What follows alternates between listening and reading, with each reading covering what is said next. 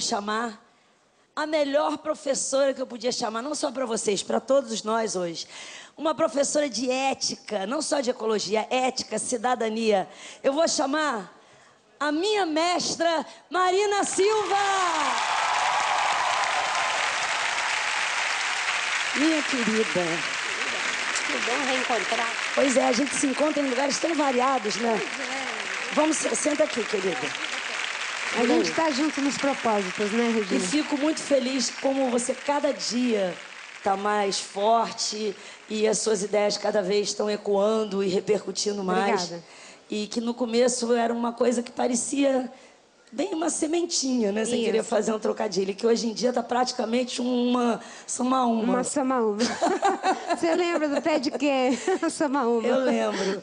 Eu fiquei muito feliz uma vez que você disse para mim, no meio de uma conferência, você parou e me viu e falou assim, eu queria dizer uma coisa, quando você fez aquela série Amazônia, nossa, você parecia muito a minha avó. Vale, Jennifer. A senhora espera um pouquinho aí, dona Marlene, porque eu tô vendo qual é a chave. Não sou eu que guardo ela, não. Eu tô me atrapalhando todo aqui. Então vá se desatrapalhando que eu tô perdendo a paciência. Genival tem o quê? Com índia fugida, minha gente? Que isso? O homem passou a semana inteira dentro de casa, na barra da minha saia, e eu não fiz parto nenhum esses dias. Como é que eu vou me arrumar a confusão? Agora foi eu botar o pé fora de casa pra me arrumar uma presepada dessa? Mas foi a mulher que acusou ele. Falou que viu. E que mulher é essa? Cadê essa lesada? Tá lá na cozinha de Dona Jovina. Bora aí, Vitorino, que eu ainda quero ver a cara dessa excomungada. Muito forte, Regina. A minha avó era uma parteira tradicional, Regina. Entendia tudo de parto. Ela, inclusive, fez o meu parto. Andava horas a pé no seringal até chegar numa casa de um seringueiro para fazer o parto das mulheres quando elas entravam em trabalho de parto. E você pegou direitinho a história das rezas, das comadres e toda aquela força que as parteiras tradicionais têm nos seringais da Amazônia, em várias regiões do interior do Brasil. Tem uma fala sua que eu gosto muito. Você disse que você só descobriu o preconceito quando você veio para a cidade grande. Cada seringueiro mora muito isolado, a pelo menos 1 hora, 2, 3 horas da casa do outro, espalhados pela floresta. Como a nossa família era isolada, e a minha mãe era apaixonada pelo meu pai, que era negro, e ela amava negro, minha mãe era branca, e minha mãe, eu sou de uma família de matriarcas. Matriarcas pelo lado do meu pai e matriarca pelo lado da minha mãe. O matriarcado nas duas pontas. Então, mulher podia tudo. E negro era a coisa mais bonita do mundo, que era a minha mãe fazia apologia do negro. Então, eu não conhecia... Só quando você foi para a cidade que você descobriu que ser mulher não era tão fácil. Que as pessoas diziam, a mulher não pode isso, mulher não pode aquilo, né? Que ser negro não era tão fácil. Que ser negro, ter cabelo pichain, como eu tinha, era feio. Então, isso foi uma descoberta que eu fiz depois. Mas quando eu estava no seringal, isso era algo que não passava pela minha cabeça. Né? Nós somos 8 irmãos vivos, 7 mulheres e 1 homem. E as mulheres da minha família são todas muito fortes, muito poderosas. Tem uma coisa que você diz que você sofreu outro tipo de preconceito. Você sofreu preconceito religioso por ser evangélica, você disse. Eu ouvi uma vez uma pessoa falando assim, poxa, mas ela é... Eu achava que ela era tão inteligente, mas é da Assembleia de Deus. Ou seja, se é da Assembleia de Deus, não pode ser inteligente. Isso é uma forma de preconceito, não é? É a mesma coisa que se você, por ter fé, achar que uma pessoa que não tem fé vai ter algum defeito, não é, em relação a você. Você fazer uma comparação. Nada mais destoante daquilo que são os princípios da fé cristã, pelo menos do que eu conheço do cristianismo e do que fez Jesus Cristo. Que foi de não ter preconceito com ninguém. Não é? Ele olhou para Maria Madalena, ele olhou para a mulher samaritana, ele conviveu com cobradores de impostos, com prostitutas, com todo mundo, sem nenhum tipo de preconceito, porque ele achava que a diferença quem fazia era a presença dele no coração das pessoas, e não aquilo que ele pré-estabelecesse para qualquer pessoa.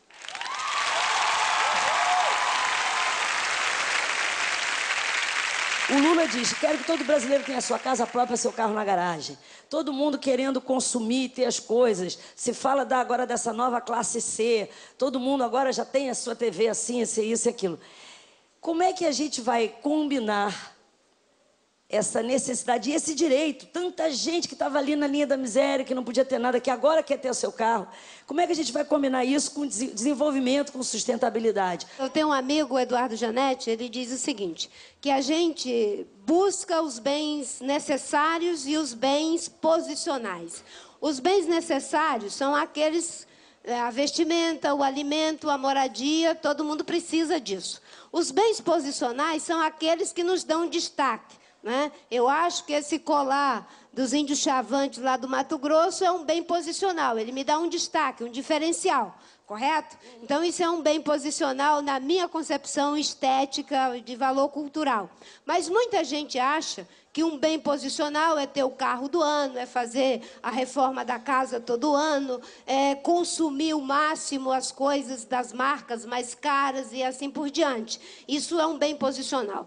A gente tem que transformar determinados ganhos, como, por exemplo, um transporte público de qualidade, em bem posicional. Eu me sinto uma pessoa destacada porque eu pego o transporte público para ir para o trabalho e, com isso, eu não estou afogando o trânsito de São Paulo, do Rio de Janeiro, de Belo Horizonte. Eu sou uma pessoa que me sinto igualmente olhada, vista, respeitada, admirada, porque eu exijo do prefeito, do governo, que faça as ciclovias. Em vez de ir de carro, eu posso ir de ciclovia.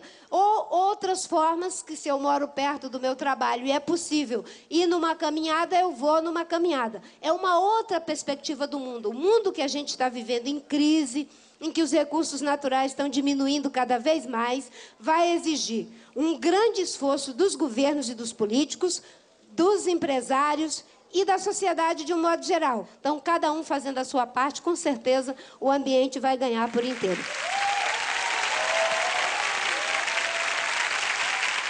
Marina, tem um texto que é uma entrevista de um cara que eu admiro muito, que é o Eduardo Viveiro de Castro, que é um antropólogo. E ele escreveu uma coisa numa entrevista que eu queria ler um trechinho aqui.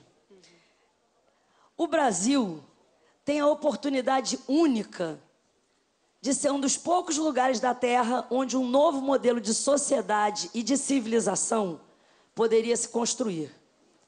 Nós somos um dos poucos países do mundo que tem recursos suficientes para inventar uma outra ideia e uma outra prática de desenvolvimento. Você acredita nisso? Acredito profundamente. O sinal foi dado, o Brasil está mudando e o Brasil é o país que reúne as melhores condições para fazer essa transformação. Agora é preciso um sério investimento em educação. Educação de qualidade, que faça com que os alunos possam, né, criar em si mesmo o desejo de aprender e nos professores a alegria e o prazer de ensinar, porque quando o desejo de aprender e prazer de ensinar, não é, se juntam, é uma força avassaladora. Uma delícia. Eu me considero um milagre de Deus e da educação. Eu fui alfabetizada aos 16 anos, depois fiz supletivo de primeiro grau, supletivo de segundo grau, sou formada em História pela Universidade Federal do Acre e, graças a Deus, tenho 2 especializações, uma em psicopedagogia e outra em teoria psicanalítica pela UNB. Dá para cada um desses novos eleitores e desses antigos eleitores, dá para esse pessoal voltar a gostar de política, voltar a gostar de políticos e acreditar e se sentir representado e acreditar no Congresso Nacional? Acho que antes de gostar do Congresso e da pessoa dos políticos, é bom que as pessoas aprendam a gostar de política. Ter um olhar crítico para as coisas, de compromisso com a transformação que você quer ver acontecer no seu país. Quando você assume essa responsabilidade, você começa a transformar a política. E ter o cuidado de não generalizar. Porque quando você faz generalização, você faz o jogo dos maus políticos. Quando você diz, todo político é igual, todo político rouba. Se você fosse político, você roubaria? Se a resposta é não, eu não roubaria, então comece a acreditar que também existem pessoas que, como políticos, são pessoas sérias. E como você só pode mudar de canal a cada 4 anos, então faça a mudança com muito cuidado, porque o voto não é da Dilma, não é meu, não é do Serra, não é de ninguém. O voto é do cidadão. E quando o cidadão assume o voto como responsabilidade dele, ele já está começando a mudar a política, inclusive a política dele próprio. A gente sabe que a Marina parece um milagre, mas que o milagre deu muito trabalho, o milagre custou muito esforço, mas ela não é um mito, mas ela é uma grande inspiração para que todos nós queiramos crescer e modificar coisas que parecem impossíveis. Muitas palmas para ela, para agradecer a presença dela. Obrigada, Regina. Foi uma aula maravilhosa.